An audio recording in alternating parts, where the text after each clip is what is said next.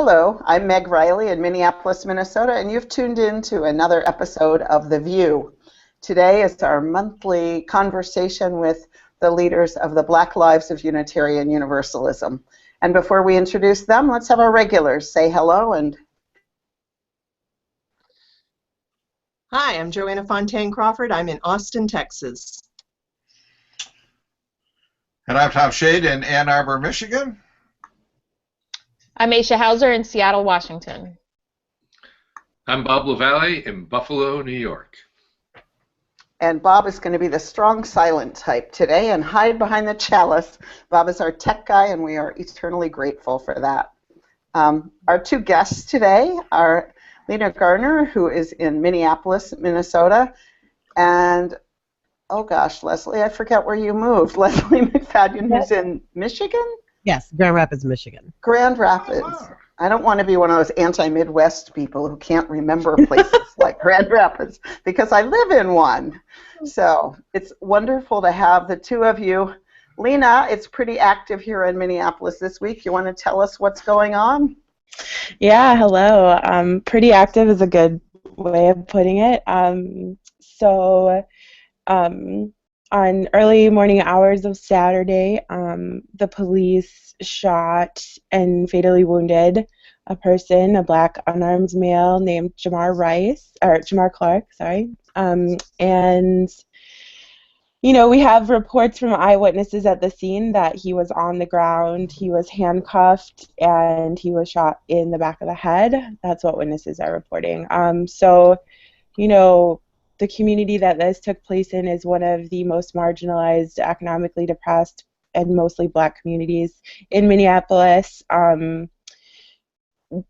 Sadly, these things aren't uncommon to this community, and it's happened before. And you know, there's a lot of tension in that community between and also actually across Minneapolis with the police and how they treat people of color. And so, you know, a lot of us have been waiting for this to happen, and not that we're waiting for someone to die, but that like this tension has been brewing for a long time because of the way that the police have been treating the community. So, you know, we were really called upon by a lot of folks in the community, and we felt it ourselves that we needed to do something. So on Sunday, we organized a rally at the site where Jamar was shot, and we marched to the police precinct, and I think... We being Black Lives Matter Minneapolis. Right, Black Lives Matter Minneapolis, and actually we are working, you know, in partnership with a group, the NAACP of Minneapolis, and also with this other group they call themselves the Black Liberation Project, and we're kind of the three leaders, but BLM Minneapolis is definitely holding it down and leading the charge. We are the ones that, you know, kind of decided, well, let's occupy the precinct. So the police response initially was very much hands-off. They wanted to avoid any sort of publicizing about this. They wanted to keep it quiet, and we know that when we make things big and publicly known, people can be held more accountable. So, you know, after that first night, I was actually police liaison, and they were like, well, we're not going to arrest. We're not going to make any arrests. So as a strategical tactic, we were aware that we wanted to really make this international news. And so the next night we did an action. And in the past, when, you know, we had a series of actions that were very close together, and people at that time, whenever we would march near a highway, they would like block it all off after we shut down 3 highways. And so this time we saw an opportunity, and we shut down the highway for about 4 hours. About 51 people took arrest, and that was the escalation tactic that was really useful. We've been working with the family, some members of the family who are very supportive. Yeah, and then we've just said we're going to occupy the precincts. The big thing that we're pushing for here is that the police officers were not wearing body cams. We don't have those. That's not set to roll out till 2016. But there is footage from a nearby business that captured the Jamar's murder. There is also, we found out just recently, there's footage from an ambulance cam that actually members of the governor's staff have been able to see, yet they refuse to release them publicly. And so at any rate, our biggest demand is that we want to see the videos. The videos need to be released so that we can have more accountability. The mayor has kind of dug in her heels and said she's unwilling to do that. And so we're, it's a very, we're at a very tense time with the police. And last night, sorry, before you get to last night, but just to lift up the success of what's gone on, there were a number of other demands which have actually been met because of this activism. Having the feds coming. Sorry, go ahead. Oh, no, I was going to touch on that, but yeah, you go ahead. Now we're of the keep it coming. So no, go ahead if you're going to touch on it. I just thought you were going to last night, so that's a whole. Well, I was going to go through the whole thing and then talk about what has been happened, but we can do that. So there were so our main demands were have called for an independent investigation, and the mayor's response to that was positive. She did file for a federal investigation into human rights violations, and then the release of the tape, or the release of the names of the officers, was something that was important to the family, and that we were supporting in that demand. And then it's actually the Bureau of Criminal Apprehension, the BCA, which is who was called in to do the investigation, as well, a simultaneous investigation as the FBI investigation is happening. They're the ones that actually released the names. I think, so those are two big areas of winning. And let's see, the areas where I feel like we still need a lot of help and traction is, we've had two semi-private meetings with the mayor. We're choosing to make it public now that we met twice with the mayor, and her reactions to our demands have been things like, I can't, this isn't in my, in my authority to do, or it's been a wall of I can't. It's been, and in fact, one of the things that I called for, because, communications is kind of my wheelhouse, was just the sheer callousness of the response of the city in the wake of Jamar's death. This is something we see time and time again, that people bring up their, past criminal records. People just are very, trust the process, and they really take away the human aspect of the fact that, a life was taken. And so I really took the mayor to task for that, and her response was so, it was dripping with white privilege, and in this way she said, it's hard for me to show emotion in front of big crowds, is what she said. And I just looked at her and I was like, a part of me didn't even know how to respond to that. I'm like, you're talking about one of your police officers just shot somebody in the head, and it's hard for you to show emotion to a public that's grieving that? Part of me doesn't even know what to do with that. And Pastor Danny Givens kind of so eloquently, in the way only he can, was basically like, you need to, put your big girl pants on, because you're the mayor now. So, it was an interesting conversation. So, so yesterday the police decided to escalate. They knew we're all in a meeting with the mayor. And so they decided to come in and forcibly remove the protesters from, we were occupying this little entryway into the precinct, and the reports coming out were that they were pretty unnecessarily aggressive and didn't talk to the protesters, and just really came in and grabbed and removed them, which was understandably so really alarming. They also came in full riot gear, which is really scary, and were pointing their weapons at people and people's faces. And the vestibule is like 8 feet by like 8 feet or something, right? It's not a huge space, and so the fact that they were just wielding these huge weapons at people is just kind of mind-boggling. So we all scrambled from our strategy meeting and got down there, and things were really tense. You know, police officers were actually laughing at us, and it's been quite a journey. And then later in the night, they started macing people. And I was actually trying to videotape what was happening to Gia, and I got pinned in and got maced, and it was just totally unnecessary. You know, so, and it was a night like that. It was a night of escalations to police, escalating, trying to incite protesters to violence. And there were some folks who were, mostly what I've seen were like white anarchists that were like throwing bottles and stuff, and not the protesters there who want to see like systemic change in the police system.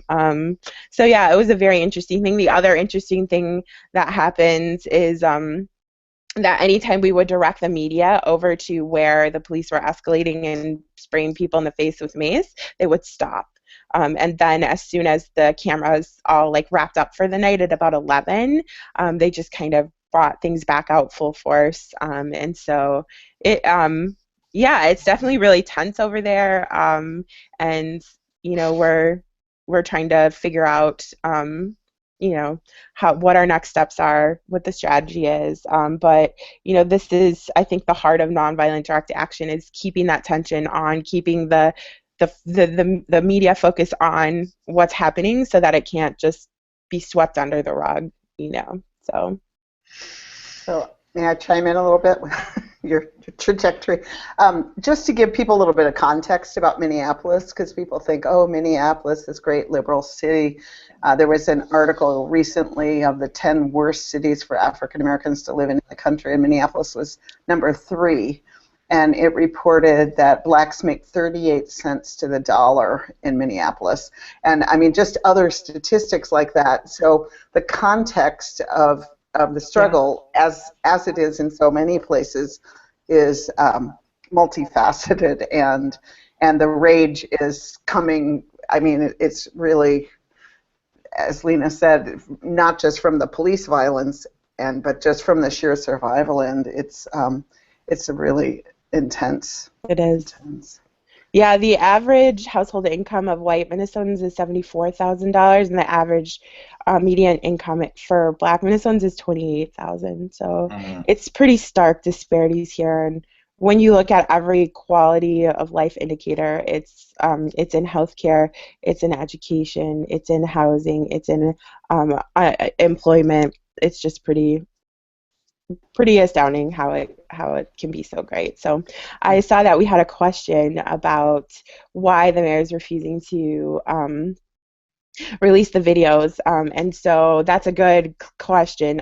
And actually, her justification is that now that the videos, the investigation is in the hands of the BCA, which is the Bureau of Criminal Apprehension in Minnesota, a statewide agency, filled with mostly ex-Minneapolis cops, just helpful to know, and then also in the hands of the FBI, that she no longer has jurisdiction to do that. We're still calling on her to release the videos, to make a call to release the videos, because that is something she can do, but that she is refusing to do.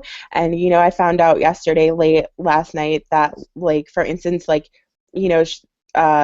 the members of the governor's staff have been able to watch the ambulance video, and so at this point we're just like, we know from past cases across the country that when they drag their heels releasing the video, it's typically because there's something very condemning of the police officer's conduct on the video, and that when it's a video that it clears the officer, or there's no, there doesn't appear to be any sort of misconduct on the part of the officer, they release the videos really quickly. So we're thinking that this is following that same path.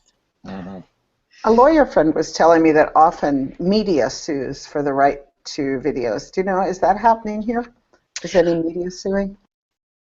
I don't know. but we did have the idea that we should approach one of our people to do a Freedom of Information Request Act.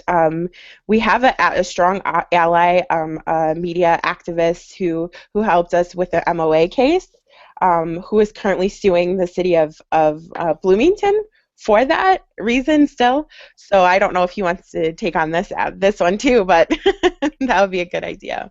So, you know, and are there other questions? I feel like I'm talking a lot because I also wanted to talk about trauma in the communities. That was one of the things that personally really affected me, being out there all these nights. But I want to open up space too because I feel like I'm just talking. No, we're just happy to hear, you know, the news. I mean, you know, this is like, you know, a view in that we just don't get anywhere else. So I'm perfectly happy to listen to you talk.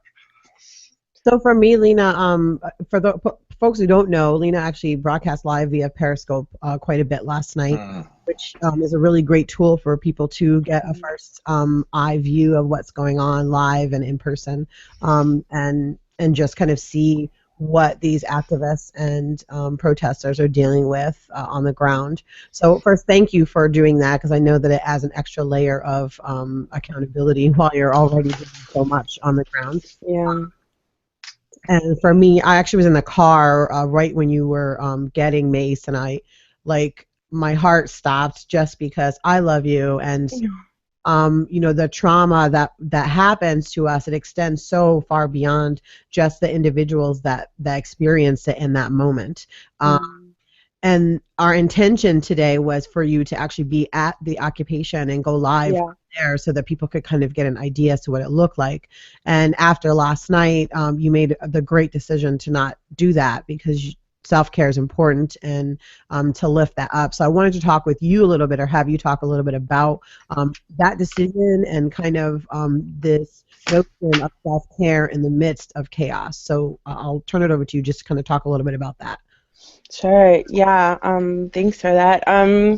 A couple of things. Yeah, Periscope is a really great tool. I actually also accidentally broadcast like after I got maced when I was just like crying, and like I didn't want to broadcast it, but I couldn't see to turn it off. And what I ended up doing instead was actually flipping the camera towards me, which was not my intention. But you know, it was kind of crazy after that. But I think it was, but yeah, the how do I describe? Yeah, the decision to not go back. Right, at least this morning. I think one of the things I'm learning is that self-care becomes very basic in these emergency type situations. I realized yesterday at one point, like, I hadn't gone to the bathroom in 8 hours, and I was like, why do I have pain in my stomach? And I'm like, oh, you know, I actually just need to go to the bathroom. And like, when's the last, and then I got a headache, and I was like, when's the last time I ate? And so really just like it starts to become just like very basic, like, are you drinking enough water? Are you eating? You know, what's happening, and with your own body, and checking in. And you know, the much more difficult piece is the piece about taking in, like you said, the you know, the trauma and like being in it. One of the things that really was jarring for me is the first few nights that we were out there. Actually, every night that we've been out there, you know, members of Jamar's family, his friends and community have been in grief. They've been in grief, and anybody who's grieved knows that, you know, grief comes in all different ways. It comes in deep sadness, in rage, in, you know, despair, and all of these things. And you know, I even told the mayor to her face, I was like, you know, really us occupying this has actually stopped, and for better or worse, I don't know at this point anymore, we've actually stopped riots from happening. Like, they came with gasoline cans, and they were ready to torch the police precinct, and we were like, you can't do that, don't do that. And you know, so just being there, but being in the midst of their pain and their trauma, and just also seeing that, like, the reason people are at that point, like why we're going to burn this precinct down, is because, you know, they don't have a voice. You know, it's that we get back to that famous MLK quote that, you know, a riot is the voice of the unheard. And why are people ready to riot? Because the mayor will not listen to them, the city will not listen to them, and then, you know, the police come in and use deadly force at the drop of a dime. And so, yeah, being in the midst of that, that community of grief is pretty difficult. And for someone like me, I'm pretty sensitive to the people who are around me, and can pick, you know, starting to take on their energy. And so really trying to be sure that I'm clearing that energy or trying to let go of it that's not mine has really become important. The other flip side of that is, you know, we have a lot of white allies in Minnesota, which is great. And then I watch, and these people are terrified. And I've watched, and they're terrified both of the response of the grief of the Black community, and also of, you know, the police presence is terrifying in and of itself. And so to be in the midst of all of this pain and grief and fear at the same time, and just to be constantly shrouded in that is pretty, it's exhausting. I came home yesterday and just cried, and my tears burned because I still had pepper spray on my face. Yeah, so self-care is really important. This morning when I thought about going back to be there in time for the VUU, I just knew I couldn't do it. I just, you know, I'm media lead, and the media, dealing with the media is also an extra layer of, you know, you can't make a mistake, you can't say the wrong thing, because that's what they're going to put on, and, you know, you just have to be really on point. And so just trying to manage all of that has been really, you know, I've never occupied a police precinct before, so yeah. I've been over there every day this week, and I just want to lift up Lena's leadership. It'll make me cry. It's been really phenomenal. And the pressure is from every direction, people with different ideas. And Lena, I mean, I've just been awed by what you've been able to do. And I've done media work, and I know how stressful just that is when you're not in the middle of everything. So. Thanks, Meg. Now you make me cry. The long-term effect of this, if you don't have the community in which to process it, means that in a year it chills the willingness to go back out. You know, because it's a traumatic memory that still is with you a year, 2 years later, and that, you know, it deters you. You go like, do I want to go into that kind of situation again? Do I want to do that? And do I want to let that kind of anger and stress into my life again? And unless you have the means to collectively process that and keep your spirits, it's one of the reasons why movements taper off over years, is because people accumulate this this violence that's done to them directly or indirectly, and it wins in the long run if you aren't able to keep strong. Yeah. You know. To me, that's one of the most awesome things, is that having the privilege to choose to go in and out of that level of stress, and realizing that there are people who have lived with more stress than I have for a few hours a day for years. Years. You know, like a police officer, Gia is my 19-year-old kid, for people who don't know, who's a warrior activist and doesn't do self-care very well, and I wish would listen to Lena a little more. But, you know, Gia and another friend were walking down the sidewalk, and cops came up, shined huge lights on them, yelled, "Motherfuckers, get away from the fence!" And I'm quoting a cop when I swear. And Gia was about to take a cell phone out of Gia's pocket when they realized that the cop had a gun drawn on them. And Gia said, if I had pulled my camera out of my pocket, I could have been shot. Gia said they looked at us like they wanted us to be dead. Yeah.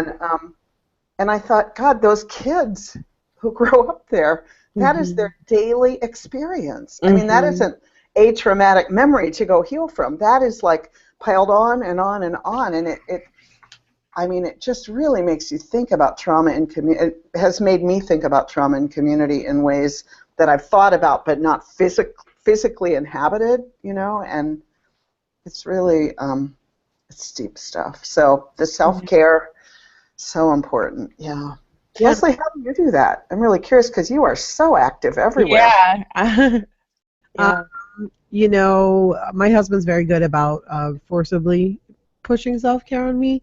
So, he'll just be like, yep, we've got to unplug and we've got to take some time and decompress and do some quote-unquote normal things like go to the movies and stuff like that. And I have friends that I, connect with and make sure that I do that.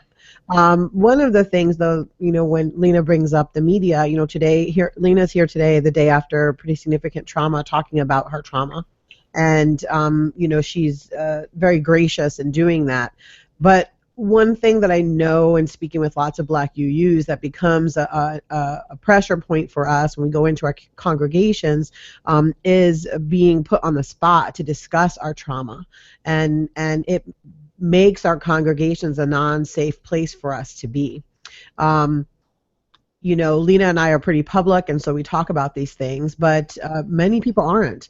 And so they need to see their congregations as a place where they can be safe and not be put on the spot and not be forced to relive trauma, even in retelling it. So it's really important when we are talking with people and thinking about self-care for Black UUs in our congregations that we take that in mind when we talk to them about situations that are going on, whether it happened to them personally or in their personal communities, or just that it's affecting them generally speaking.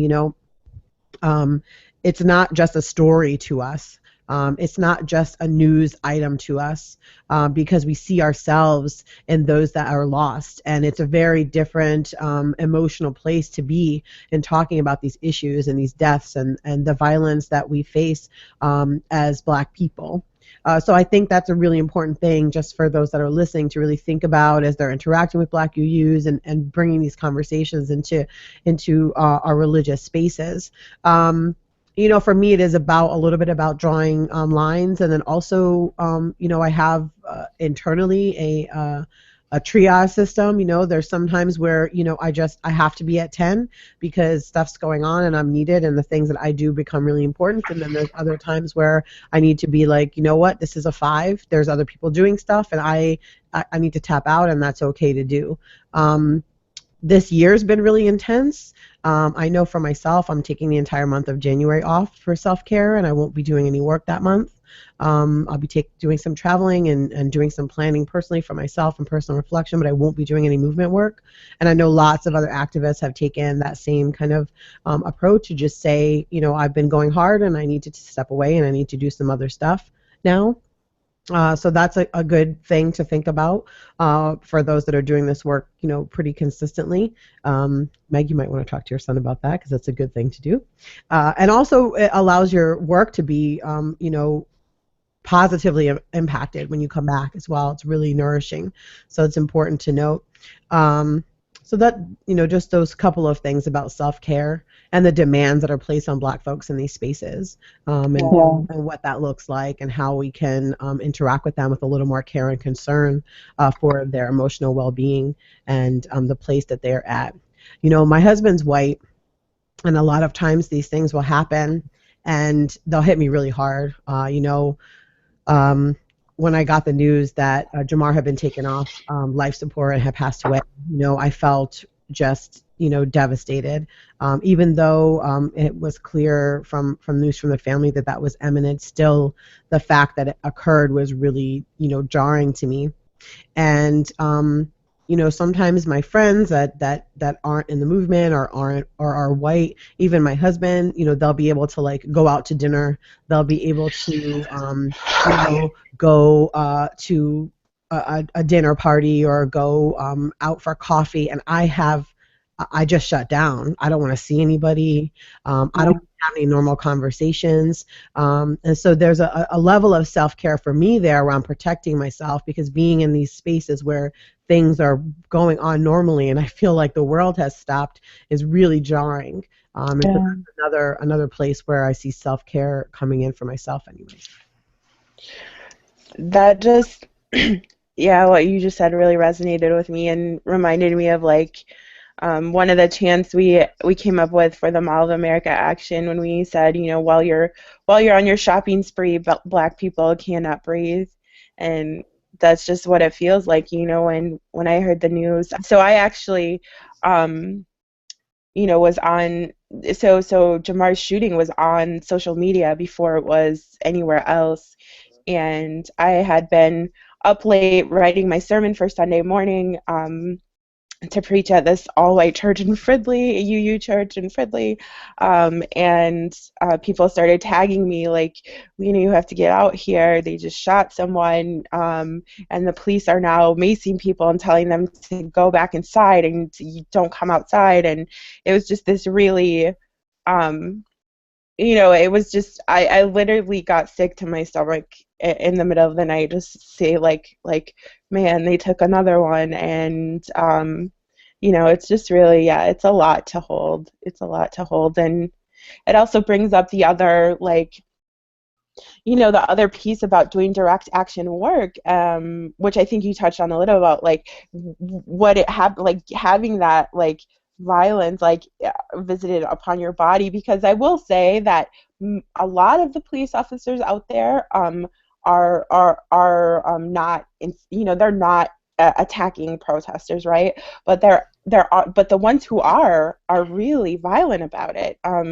You know, and I was right over there with Gia when that all went down, and that officer was kicking and like shoving Gia, and like just the intensity of that violence. I'm like, you don't have to be doing that, you know? Whereas the officer in front of me, and we actually, you maybe could hear it on the conversation, he was actually a mixed, you know, Black officer, and he was like, please, he's like, please just move, I don't want to escalate. And, you know, and I was pushing back a little, saying, well, we have a right to protest here, and he just was, you know, just really gentle about it. And I think part of that may have been because I had the camera right in his face too, but also his energy was just so different than the officer that was in front of Gia, and nobody had a camera over there. And then, you know, and then the officer behind that officer was like, no more talking, just mace them, quit talking, why are you talking to them? And that's like, those are the officers in the community that are like, that's the culture that we're trying to push against and change. But like, when you put your body on the line for that, it's like, all of that coming at you is pretty intense, you know? So yeah, so that's why I stayed home and cuddled with my cat this morning. But was kind enough to still be with us, which we really appreciate. I'm reminded of in Philadelphia, I think this was like last spring or something, we were doing a die-in at the train station, the main Amtrak train station there. And that there had been a series of actions and stuff like that going on, and I was part of the Philadelphia Real Coalition for Justice, and I had walked in, Drew dropped me off and he went to park the car, and I walked into the station and there were about 10 cops standing there, and as soon as I walked in, they all turned to me, and one of them goes, "That's one of them right there," and pointed at me, and I was like, I was by myself in that moment, and I remember this feeling coming over me of just kind of like, oh, wow, like, you know, these people have targeted me, and not that I was afraid for my life or anything like that, but it was this notion of that energy coming at me in that exact moment of like knowledge of people knowing where I am and what I was doing, and that being something that they were actively doing was really jarring to me. So yeah, doing these direct actions is definitely a space of difficult work, important work, and that's, you know, when I think about, you know, the people of Ferguson who have been on the streets every night for over a year now, you know, the collective trauma that they are continuing to suffer, and what that does to a community. But there is something else, and this is what I think brings us back to direct action so often as organizers and activists, is that there is a spiritual nature and a spiritual thing that happens in direct action, Yes. which is, I don't really know how to describe it because, rarely can you describe spiritual things, but, in the midst of the trauma, in the midst of the violence, there is community, and there is something otherworldly that happens, and connecting with people, fighting together and coming together. So that's another thing, and I think it's what makes it so effective, is that thing that comes from it. So there's a question: how can allies bring practical support to the on-the-ground activists? So obviously there are like logistical things that can be provided, like food and beverages, and when it's cold, hand warmers and extra socks and blankets. Yes. All of those things. Obviously, doing things like periscoping and live streaming are great so that we can continue to lift up the work that folks are doing on the ground. It's always great to ensure that media is being directed to Black leadership, and so that the correct message is getting out. I would say really important is becoming knowledgeable about the demands that are associated with any direct action, because contrary to what the media might tell you, there are always demands connected with direct action. Nobody goes out on the street for no reason. Yep. So that would be something that's really important that people should do, and just make sure that that's the center of any communication you have about it, that these people are not just on the street, but they're on the street for a reason, and this is why. And so anything you can do to support those demands is really important. Those are the things that come to me off the top of my head. How about you, Lena? Yeah, I think that makes a lot of sense. The other thing I would add is to take care of your own emotional needs. Like, I know we all show up as very human people in human spaces, and like I've just seen a lot of, and maybe it's because of my position in my like faith community or just who I am, but a lot of folks, just like white folks, like, needing like, more support. I'm like, in these moments, like, you have to come with your full armor on, because like I can't, I'm like, that's what I'm doing, and I can't be like your support in those moments. And so just to really come showing up with your own emotional needs, and not like putting that on organizers, and really also just showing. So I have this one friend who's like the most badass white ally I know, and she just shows up in a space and is like, whatever you need me to do, I'm here. That's all she ever says, and then she just steps back and just looks around and tries to be helpful. She doesn't like send me 8,000,000 texts of like, where are you? When are you going to be here? Where can I see you? What do I need? Can I bring blah blah blah blah blah? Like, I don't have time, like for all of that. Like, just like she shows up. She's like, hey, I brought you warm socks, and I'm here, and whatever you need. And then so she definitely just is like embodies that. And yeah, so I just think like if folks can show up that way, it definitely makes a difference. And I just wanted to say it's really interesting you brought up the piece about media, and because something really interesting happened here in Minneapolis, where one of our core team members kind of made this unilateral decision. I mean, we certainly didn't have time to check. We haven't really had time to check in as a team about a lot of things that have been going on. But she made this unilateral decision that we are not going to talk to white media. And the first that any of us heard about it was like at the action with everyone. And we were like, oh, okay. And like me as like one of the media leads, I was like, really? That's an interesting strategy. I wish I would have had some input about that, but something really amazing has happened, which is the community around us on the ground really heard that, and the reasoning behind it makes a lot of sense, right? That white media does not tell our stories. They don't tell our truths. They often demonize folks that have been murdered, and you know, there's a lot of problems with the way and it influences the outcomes of these actions. It influences the outcomes of lived realities in the world. So it's a big problem.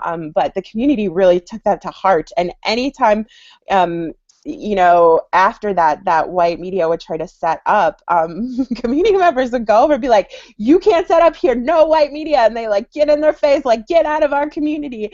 And it set up this really, you know, interesting dynamic, and I've heard some feedback that a lot of folks, it's getting a lot of people talking, and all of this stuff, and you know, since then I've kind of said, hey, you know, like, as a media strategist, I'm like, we actually need to like shift that for this particular action. You know, maybe there are other things where we can take that more head on, but for this one, yeah, like we actually need to be talking to white media. We need them to be getting out our message. So, but it has led to some phenomenal discussions around and awareness. A few people, white journalists and also just community members, have never really had to critically engage with how white media portrays Black communities in problematic and stereotypical ways, and that sort of very, you know, hard stance really made a statement. A few news people, you know, the clip they took was, you know, I didn't see it, but I've heard that it's something like, you know,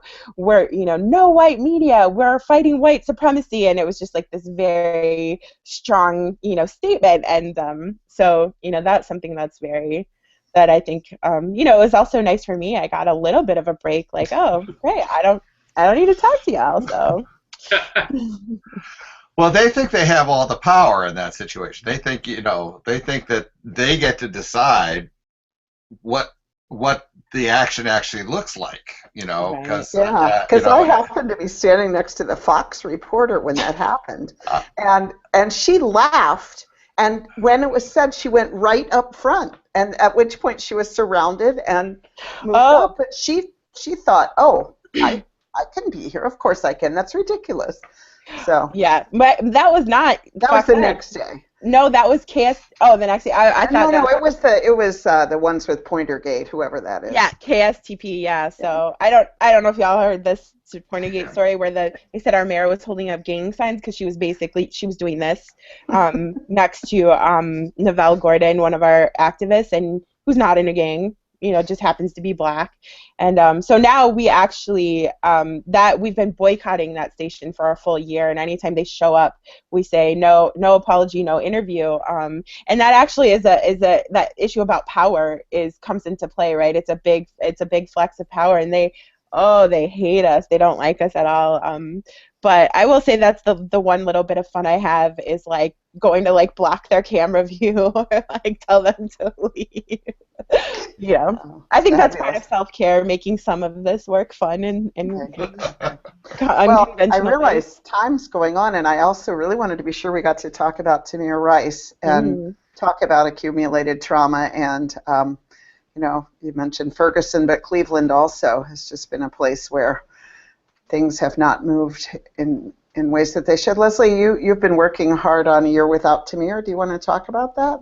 So Monday is the year anniversary of the death of Tamir Rice and murder of Tamir Rice in Cleveland at Cadell Recreation Center. And so the family has spent this year grieving. You know, the first year anniversary for these families is really difficult.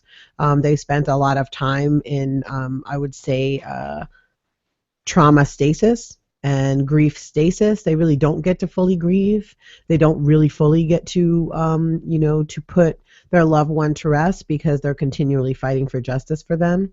And I think that's something people don't quite understand. I'm never more moved than when I speak with families of those that have been lost, because we're fighting for collective freedom, and this fight for them is very personal. And they really are just trying to continually lift up their loved one's life and ensure that they mattered, and ensure that the story that's told about them is correct. And so this weekend we are spending in Cleveland. I'll be in Cleveland, leaving tomorrow. the weekend commemorating not just Tamir, but the many other folks in Ohio that have been lost to police violence. Tanisha Anderson, and there's so many. Honestly, it's a really difficult situation there. So there's been a call to Cleveland, so the family of Tamir has asked people to come to Cleveland this weekend. There's actions on Friday, Saturday, Sunday, and Monday. Saturday is a large action, and then Sunday at 3:30 p.m. At Cadell Rec Center, which is where Tamir was killed. There's going to be a large vigil there. And we're also asking for those that cannot make it to Cleveland to host solidarity actions on that same day and time, 3:30 p.m. Eastern time on Sunday. I think we have about 15 cities thus far that have answered that call. And then generally asking folks to, to lift up Tamir and the family's fight for justice. There have been leaks to the media, several reports that the prosecutor has released to the media, basically all, I think there's 3 in total at this point, all saying that while it was a tragic shooting, it was justified. Can you remind people, Leslie, exactly the details of that tragedy? Tamir was playing in Cadell Rec Center Park. It's a large park, and there's a recreation center next to it and a playgrounds, and he was playing in there with a toy gun. And phone call was made to the police saying that they saw someone there. In the phone call, we have listened to it. They even mentioned that they think it might be a child, and they think it's a child, and they think that it might be a toy gun. Two police officers pulled up to the rec center and shot Tamir dead in 2 seconds. Literally 2 seconds. We've watched now we've seen 2 of 4 videos that exist. So one of the demands from the family is to have the rest of those videos released to the public. They did not give him any first aid for 4 minutes. The first aid that was given to Tamir was by a former FBI agent who happened to be passing by and jumped in to give first aid to him. So these 2 officers that shot this 12-year-old boy did not do anything to help save his life. His sister was nearby, and his mother at the time lived directly across from Cadell. So he was in his neighborhood directly. And heard the shot, and she ran over. The police tackled his sister, handcuffed her, and put her in the back of the car, where she was then forced to watch her brother die. So those are the circumstances surrounding Tamir's actual death. And his mother, Samaria, and his cousin, Latanya, and every other member of their family have been fighting for a year to get justice for him. Obviously, they have several demands. They want a special prosecutor appointed because they do not feel that the prosecutor is being fair, Prosecutor McGinty. I will have to agree. He's made several statements recently in the media about the family, which I don't know why you would comment on a grieving family at all, much less in the manner that he did. They're also asking for all of those tapes to be released, and then they're asking for the dismissal and arrest of the 2 officers who were involved in Tamir's death. So that's kind of what's been going on in the ground in Cleveland, and I think that the thing that I like to lift up about Cleveland and Ohio in general is this state of trauma that the community has been in for decades, and what it does to a collective community and how it hinders them from coming to action in ways that you see in other places. So for me, I'm hopeful that we'll be able to envelop Tamir's family in love this weekend and show them support and let them know that we haven't forgotten their fight and we haven't forgotten Tamir. And you've asked UU congregations to lift, Black Lives of UU Unitarian Universalism has asked congregations to lift up Tamir and his family in our worship services this Sunday. I know CLF is doing that with a prayer and a homily, and then actually having the Color of Change petition there to change the prosecutor as part of our worship service, getting people to sign that. I hope many, many congregations are lifting that up because our theme is family, so it's perfect for us. Yeah, that is a good connection there with family and Tamir. So, yeah, there is a website, justice4fortamir.com, where you can find all information related to Tamir's case, including a detailed timeline of this last year and links to make donations both to the efforts on the ground and also to help protesters there in Cleveland. And then there's a list of all of the actions this weekend and a link to national action. So again, that's justice4FORtamir.com. You can go to check all of that out. And I'll be tweeting and periscoping and all that this weekend from Cleveland. We'll have to really promote that. You are amazing force of nature. And God, Leslie, I watch you, and I've said it to Lena, so I'll say it publicly. I'm awed by your sheer productivity, what you get done. It just blows my mind. I mean, you are like from the outside. So I'm really glad to hear you're taking January off. I mean, really, that just made me super happy that you will soak in some whatever it is that's going to nurture your spirit, because you are such a gift to all of us. Thank you for that. I did want to also lift up when we were talking about power dynamic with the media. It made me really think about the situation in Mizzou and Concerned Student 1950, because that came into play directly in that protest action where they had a safe space and no media was allowed. And it was interesting for me to watch the pushback from the media on how they decided to portray this demand of self-declared safe space for these protesters. And it's interesting to have them pitch it as a First Amendment right and all of these other things that came into play, when in reality, if you listen to what was going on the ground, what they were talking about was self-care.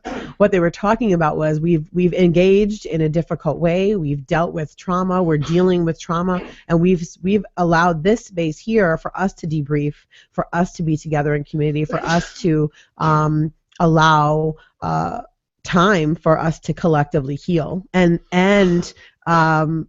seeing those two things kind of come into each other, this demand for self-care and how the media reacted to this demand. It was really interesting, and I think we'll continue to see that. The thing about this movement is, as we learn new ways to engage with each other and with the public, you see the ripples kind of go out, and other people deciding, like, yeah, why do we have to talk to the media? Why can't we ensure that we have time to collectively address the trauma we just faced and brace ourselves for continual work? We're not at the beck and call to anyone to continually relive trauma just because they want us to, and so that's was really great to see. And then yesterday was a national student blackout day of action on college campuses nationwide, which was really amazing to see. This group called the Black Liberation Collective have come out of the Missouri protests, and I've been working with them this past week, just helping with messaging and things like that, supportive.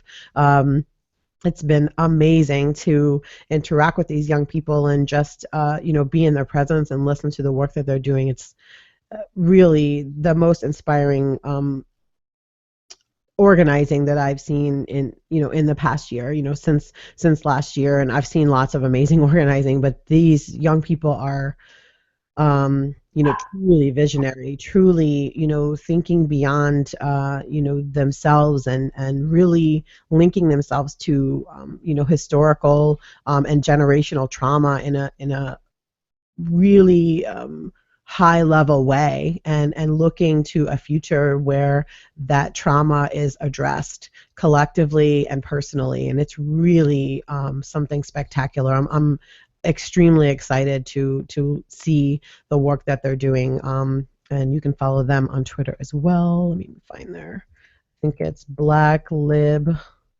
Co 2015. You can follow them and check out all the work that they're doing. They're also on Facebook, Black Liberation Collective, but they're just amazing. So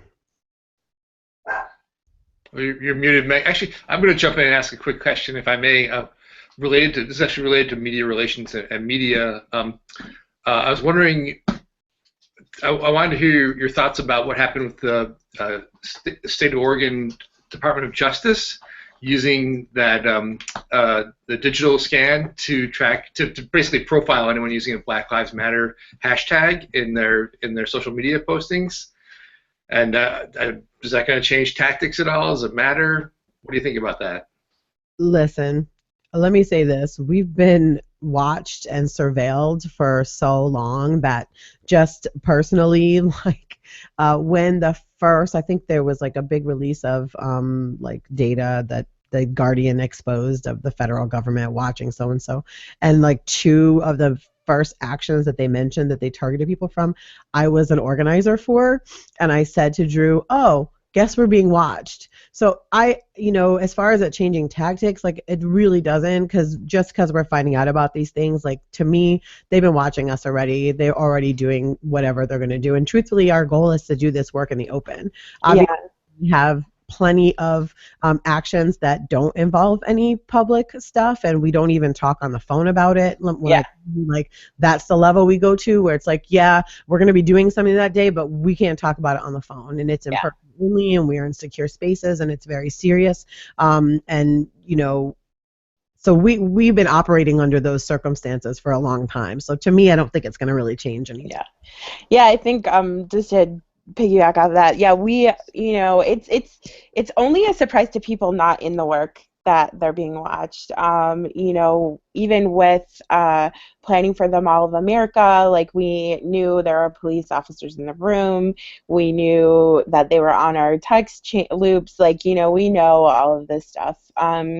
We also, and I think it's also very strategic on the part of this movement that the transparency, it helps us stay safer. It's actually a tactic. So it's, and in the MOA case, like in the 137-page decision when the judge dismissed the charges against the 11 organizers, one of the things he said, he was very much like, this is the opposite of, because one of the charges they were all being charged with was related to like being deceiving and covert, and he's like, actually they've been he's like, that's part of the strategy, that's part of the tactic, is to be super transparent. So I think that's been really part of it. I think what we know now is that they have been, since we've been occupying the precinct, they've been tracking our phones much more closely, and interfering with things, and like draining our batteries and jamming our signals on the GroupMe and different things like that. So yeah, I don't see it changing at all. I mean, this is a intentionally open and transparent movement because it keeps us safer, and it's actually a strategy tool. And like Leslie said, when we also did an action, Meg was a part of that with the clergy on MLK Day, where we were interrupting, we were trying to interrupt the governor, and we managed to keep that all under wraps, and be in rooms. But then, actually one of our congressmen's sons is part of this movement, but he leaked it to his dad, and so then so we were like, all right, Jeremiah, no more like secret actions for you. But so yeah, we do the same thing. So yeah. And so we just have a couple more minutes, so whatever else you'd like to say before we're done. I was just going to say that there's also a lot of, there's a good piece of this movement that is dedicated to counterintelligence and securing our spaces and securing our digital footprints. So lots of incredibly brilliant Black folks that are working on all of those things actively right now. So that's another, I love talking to those guys because they're like, they talk about all sorts of stuff. We actually had M4BL. We had a clinic where people could bring their phones and oh, how did I miss that clinic? It was there, and he was like cleaning everybody's phones up and adding all the stuff to like keep people out of it and stuff like that. So yeah, so it's definitely something that we talk about quite often, and is active out there in the movement. I need that. Yeah, actually, it's funny. The phone thing is crazy. When we got to Cleveland, I was in Cleveland for like 3 weeks before M4BL. All of us collectively were like, our phones just started doing like crazy stuff, and I hadn't had that happen to me before, and it was really jarring to like point where it would start moving and doing things without me pressing buttons, and it's pretty intense. But yeah.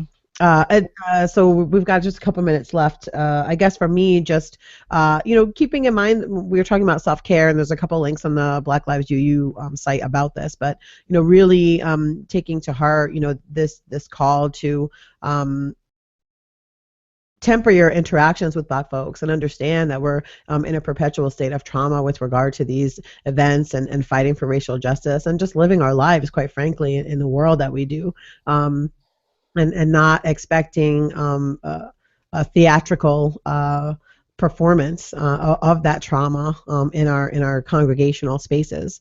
There are venues where people are asked and invited and agree to do those things, and that's fantastic. But when that's not the case, we really need to be conscious of that and bring a more care and caring and concerning spirit to our interactions with Black beings in our congregational life.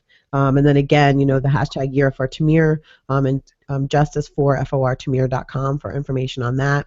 And justice4 Jamar is the hashtag for the actions in Minneapolis. So please make sure you're looking at those hashtags and retweeting and sharing and just getting the word out so that the efforts of all these amazing people are continually reaching bigger heights, and again, just pushing on the demands and whatever you can do to support the demands of activists in your area and in your community as well. Yeah. I don't have anything much to add, and just maybe the other hashtag we're using is 4th Precinct Shutdown with the number 4, 4th Precinct Shutdown. So. Well, thanks so much. We look forward to seeing you all again next month, and the movement is alive, and I loved your description of how the spirit works in this, Leslie. That was beautiful. So thanks to everybody for listening or watching or however you encounter this material, and please follow the links and take it to heart. Next week is Thanksgiving, and I don't think many of our guests are going to be here. I'm going to have some Canadians to come and talk about Canada because it's not Thanksgiving there, and they don't really care. So if you want to come, it'll be a small group of us, but you can hang out while you're doing whatever you do on Thanksgiving. So take care and see you then.